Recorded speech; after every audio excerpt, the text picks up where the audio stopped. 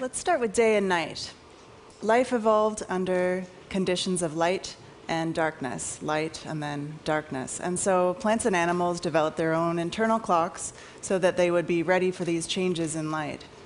These are chemical clocks, and they're found in every known being that has 2 or more cells, and in some that only have 1 cell.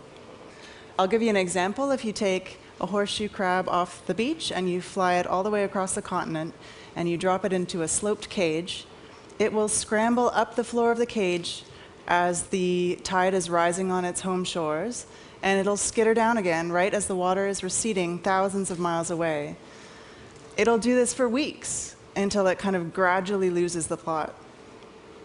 And it's incredible to watch, but there's nothing psychic or paranormal going on. It's simply that these crabs have internal cycles that correspond usually with what's going on around it. So we have this ability as well, and in humans we call it the body clock. You can see this most clearly when you take away someone's watch and you shut them into a bunker deep underground for a couple of months. People actually volunteer for this, and they usually come out kind of raving about their productive time in the hole. So no matter how atypical these subjects would have to be, they all show the same thing. They get up just a little bit later every day, say 15 minutes or so, and they kind of drift all the way around the clock like this over the course of the weeks.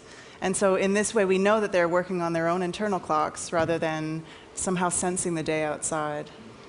So fine, we have a body clock, and it turns out that it's incredibly important in our lives. It's a huge driver for culture, and I think that it's the most underrated force on our behavior. We evolved as a species near the equator, and so we're very well equipped to deal with 12 hours of daylight and 12 hours of darkness. But of course, we've spread to every corner of the globe.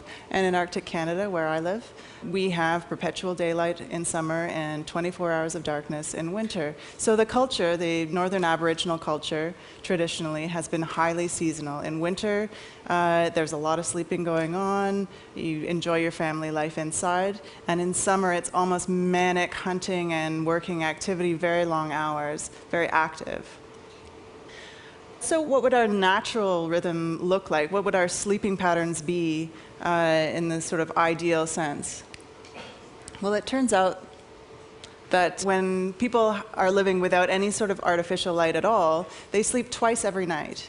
They go to bed around 8 p.m. Until midnight, and then again they sleep from about 2 a.m. until sunrise. And in between, they have a couple of hours of sort of meditative quiet in bed. And during this time, there's a surge of prolactin, the likes of which a modern day never sees. The people in these studies report feeling so awake during the daytime that they realize they're experiencing true wakefulness for the first time in their lives. So cut to modern day, we're living in a culture of jet lag, global travel, 24-hour business, shift work, and our modern ways of doing things are, have their advantages, but I believe we should understand the costs. Thank you.